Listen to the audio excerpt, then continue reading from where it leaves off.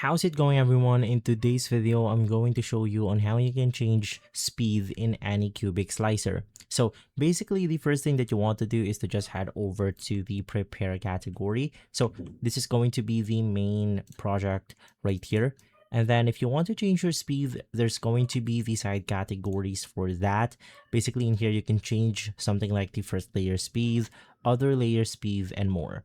So you can customize this to whatever you want to, but the format right here is going to be millimeters per second. So normally for the first layer, it's going to be around 30 millimeters per second. Same thing with the first layer infill. So if you want to edit this out, maybe you want to make it a bit slower, you could use something like 20 for the first layer. And same thing with the infill right here. So after changing the properties of speed, you can see the orange icon pop up. That basically means that we have made some modification onto these settings. So if you want to set everything at default, just click on the orange icon and then it will set everything back onto the normal value.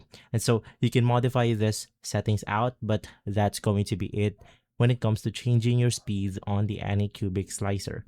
And so if this video has been helpful, leave a like, subscribe, and follow Guide to Everything for more videos like this. Thanks for watching.